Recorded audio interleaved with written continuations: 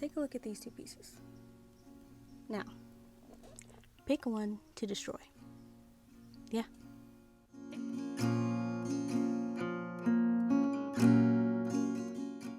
Welcome or welcome back to my channel. My name is FAERIE, and today I'm here to help you quit comparing yourself to other people with creative insight and metaphoric medicine and storytelling. And by the end of this video, basically, you are not going to feel the need to compare yourself to anyone anymore. You're going to be able to honor your journey and honor the beauty of where you are at right now. And comparison will no longer have any hold or effect on you, or any powerful one, that is. I'm going to help you dissolve any comparison blockages you have by telling you the truth, basically, by revealing the illusion that comparison is, by recentering you in the fact that your value is never up for debate and you're not in competition with anyone. So let's get into the video. Take a look at these two pieces. Now, pick one to destroy. Yeah. Pick one. Which one? This one or this one? We have Mother Earth here, or we have star seeds. One of them has to be destroyed, and you have to pick. Why, you may ask? I suppose because two different types of beauty cannot exist. These two cannot coexist at the same time. You have to pick one. There is only one way to be beautiful. Pick. There is only one way to be beautiful. There is only one way to be art. There is only one way to exist in this realm that is correct. And both of these, being two completely different pieces with completely different expressions and colors, cannot coexist at the same time. Like, they're breaking that rule. So you have to pick one to destroy. Does it make sense? It doesn't, right? And neither does comparison. Stick with me here. Bear with me here. Let's get deeper into this comparison. Stick with me. Trust me. It's all gonna come together, okay? So, take this piece, starseed, a sculpture, and this piece, a painting. Two completely different mediums. Now, pick one to destroy, because the same rules apply. There's only one way to be valid. There's only one way to be successful. Both these coexisting at the same time, both of them cannot have those things at the same time, right? So, one of them has to go. Do you see how this doesn't make any sense? And I say destroy one. Pick one to destroy, because that's really what comparison is doing. It's kind of like condemning you or condemning yourself and your journey for not meeting up to something that isn't related to it at all. Because this sculpture isn't a painting, it's not valid. Because this painting isn't a sculpture, it's not valid. Comparing apples to oranges, essentially. That's like asking, okay, sunsets or star-filled skies? You cannot have both. Pick one. Does that make any sense? Stick with me. It's all gonna click. Okay, so let's go even deeper. So these two pieces came from the same artist, which is me, but they had completely different processes, okay? You're looking at the final piece of both of these, but you don't know the process that it took to go into these. You look at these and you just see the finished product. You may see the beauty or the appeal or the aestheticness or the finishedness or whatever it is. You just see the finished product. You don't see how long it took me to gather materials, how much smoothing and sculpting and subtracting and starting over I had to do for each piece. And let's go even further than that. How many classes I may have taken in school, whether I went to school to learn how to render things in both mediums. All you see is the finished product. Furthermore, each of these things are two different processes. This one was built by layering paint and painting over things and carving in and painting in details. This one is sculpting and carving and taking away and letting it dry and then painting on top of it. Just completely different experiences and completely different processes, okay? Now, we're going to think of your life as a work of art, as your own personal work of art. We're going to think of everyone's life, everyone's journey as their own personal work of art, okay? And when you look at, for example, someone's social media, someone's social media, okay? And you see the curated highlight reel of their life, all you're seeing is the finished product. When you look at someone else's achievements, for example, let's consider these paintings my achievements, okay? All you see is the finished product. You don't see the layers of paint and all of the movements and all the pressure and sculpting moves or whatever, all of the carving and adding and subtracting and perfecting I had to do to get this final piece. All of the painting over. You don't know how many times I had to start this painting over. You don't know what could have happened. You don't know the backstory of anything. You're just seeing the final product. You are not seeing the full picture. This is what's going on with comparison. You are never seeing the full picture. You never have the full story. Only the universe, source, something outside of us has the full intricate story of how things can come to be. We create an illusion in our mind that there is distance between us and the person we're comparing ourselves to, right? But here is the kicker. The distance between you and the person you're comparing yourself to is fake. It's an illusion. It's not real. And let me tell you why. You don't have the full picture. You're just looking at what you have. And this is where the illusion is really crazy, because you know your own story, right? But when you're comparing yourself to other people, you're minimizing your story just to what's in front of you right now, just to what your circumstances are right now, when that is only a fraction of your story, when that's only the tip of the iceberg, right? So you minimize your own story, you maximize someone else's, right? You glorify or idealize someone else's, and you minimize your own. That is not real. It's not real. Like, it makes sense in your head. Like, it feels like fact in your head. This is what I have. This is what they have. That's not what it is. It's not real. Because, think about it. Look at this painting. Do you know, like, what if somebody did my underpainting for me? You know? They didn't. I did all this by myself. But some people are born with more than others. We know this. It's not fair, but it is what it is, okay? So some people are born with bigger canvases, okay? Or an abundance of materials. They come into this earth with their painting, their underpainting, all the way done, okay?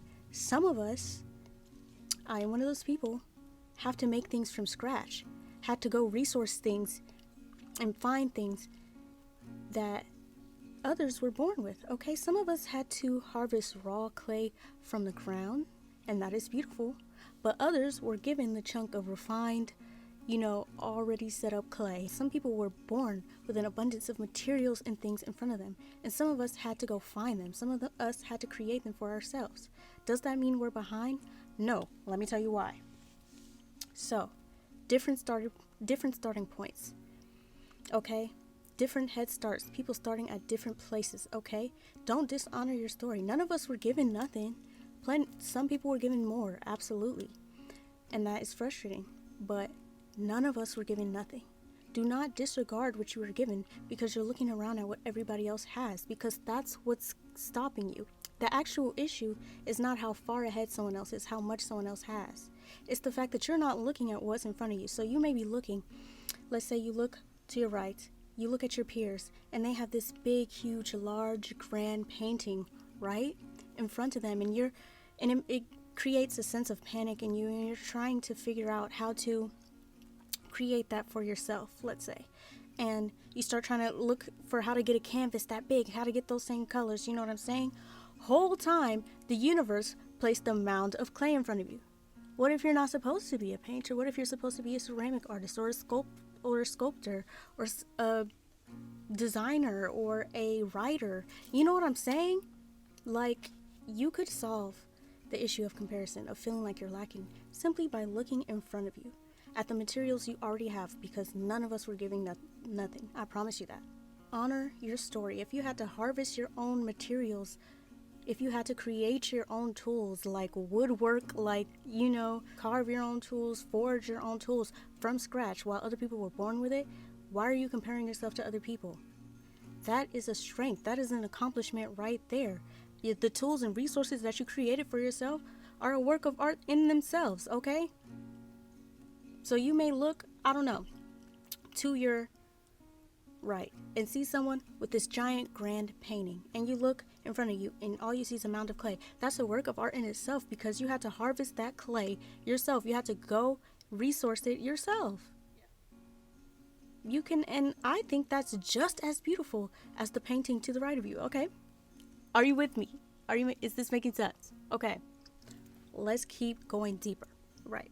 So when you compare yourself, it's so disorienting because you're not grounded. You're looking everywhere else but your own journey, and you're looking in the wrong places because you're not supposed to have what they have. You could focus on creating something with what was placed in front of you. You can create something that's perfect for you, that's better for you, okay? So how can you compare yourself to someone going in a different direction? You feel me? You may look in front of you and you see them 10 steps ahead of you and you're like, oh my God, I'm losing the race. Let me tell you a secret. Come in real close. Let me tell you a secret. What if you're not supposed to be walking forward? What if you're supposed to be going up? If you weren't too busy looking at what everyone else has, you might have been able to look up and realize, oh, I'm not supposed to be walking forward on the ground. I'm supposed to be growing wings so I could fly in the sky. My realm is in the sky, not on the ground. You know what I'm saying? Do you understand what I'm saying? Now, let's keep going. I want to talk about my experience with comparison. This is how comparison impacted me once upon a time. I could not interact with social media or even in general in basic everyday interactions without finding a reason to compare myself to others, okay? Or finding things that pointed out everything I was lacking. I was always focused on what I was lacking, and I was constantly looking for confirmation of those flaws or those things I was lacking, and I found them in everything, okay? I have this drawing I made, and this is really encompasses how I was feeling. Like, if you know, you know. This is a mirror picture. It's based off of a photo I took in a mirror with my phone, and it's about just how lost I was feeling while scrolling and in my reflection and in my thoughts. I don't know if you can see, I wrote the words "don't look here," as in I just couldn't open social media because it was going to trigger me. And I have this eye, I don't know if you can see, that I put in her throat because I just felt like I could not find my voice or my identity. I felt like my voice was taken away from me for a lot of other reasons that were going on at the time too. But right. So comparison for me, I felt like I always, I was getting triggered so consistently and so easily because I was always looking around and seeing reasons affirming what I was lacking. I was always focused on what I was lacking, seeing confirmation everywhere, and just spiraling, measuring my worth and my accomplishments to someone else, often people who had much more of a head start than me. And the illusion really had me in a chokehold.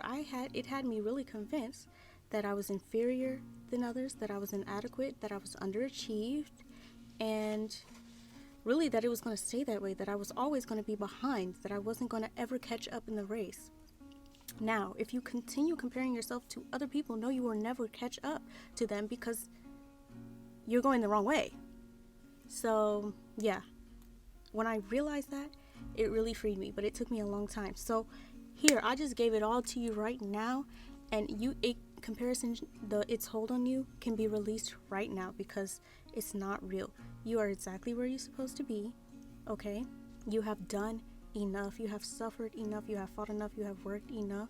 You deserve your flowers, okay? And you will get there. You're exactly where you're supposed to be, okay? Honor how hard you have had to work to get to where you are now in your journey. Where you are now in your journey, someone who's a couple steps behind you is looking at where you are at, and they are like, wow, I wish I was there, okay? It's all about perspective. It's all about perspective. So I want to leave you with a creative practice you can do to help get in touch with your feelings of inferiority, to get to the root of how you really see yourself so that you can work from there. Take a look at this. So I want you to do something similar to what I did. I want you to take a photo in the mirror. This is a little poetic, a little metaphoric, because a big part of comparison and low self-esteem and whatever you're comparing yourself about, whether it's about you're comparing yourself to other people's looks, other people's accomplishments, it's about how you look at yourself and how you approach your reflection. What your perspective is when you look in the mirror. Is the first thing you see when you look in the mirror something you lack, or is the first thing you see when you look in the mirror something you are proud of? Is the first thing in the mirror you see something that you lack, or is the first thing you see when you look in the mirror something you are proud of? That should be your answer, is something you are proud of. If it's not, we need to work on that, okay? With love, no judgment ever. Okay, now I want you to take a photo or use a photo you already have of your reflection, and then I want you to draw it. You don't have to recreate, exactly how you look, but you want to recreate how you felt. For example, with this piece, I did it with like symbolism. I drew a lot of eyes, draw a lot of eyes to represent the feeling of being watched. Get creative with it. Like, I chose a mirror picture that my phone is covering half of my face, and my face is kind of melting into the phone to kind of illustrate how I felt like my identity was getting lost in these online, platforms, I guess, in these social media profiles. And I felt like it was distorting the way that I looked at myself. Yes, get creative. And this will help you. There's no wrong way to do it. It will help you get to the bottom of how you really feel about yourself. And then something that you could do after that is you could draw a picture and take inventory of the things you are proud of in your story, and then draw yourself in that light. Here, I have an example right here. Some of you probably have seen this, but this piece represents owning my story, basically, even the dark or not pretty parts, and seeing the beauty in it, and seeing the beauty in the version of me, or who I was then and who I am now. Very powerful. This piece has done a lot for me. I have a video called How to Use Self-Portraits to Reprogram Your Subconscious, if you want to hear more about that in detail. And I also created a free guide. It dives deeper into creative insight, into this metaphor that I mentioned. It's written more beautifully and more clearly, and it's how to dissolve this comparison block. And it also has 2 journaling prompts to help you take inventory of what you already have, of what is in front of you, so that you don't take it for granted, because that's really what you're doing when you're looking everywhere else. You're acting as if nothing was put in front of you, and that is not true. And so it really helps you recenter yourself as the main character. It helps you take inventory of what you have, and it also helps you figure out how to use that to move forward, how to brainstorm and use that to move forward. And I feel like the metaphor is really helpful it helps dissolve any of the power or the hold that comparison once had over you, because as I pointed out, it's not real. It's an illusion. So, yes, if you think that would be helpful for you, the link is in the description, and you can download it. It's a PDF, and you can always return to it when comparison starts to have you up in the air again and questioning your journey and questioning your accomplishments. That will always be there to hold you down, especially the writing and the mindset shifts and the metaphor. Okay, I call it metaphoric medicine. I guess that is everything, and I hope that this video was helpful. I sometimes have trouble like articulating my ideas in a way that does justice to the idea, but I really hope that this was helpful. If you liked any of the artwork that you saw in this video, please consider checking out my Etsy store. It's linked on my channel, and it's also linked in the description box below. These happen to be on my Etsy shop, and they are, what was I gonna say?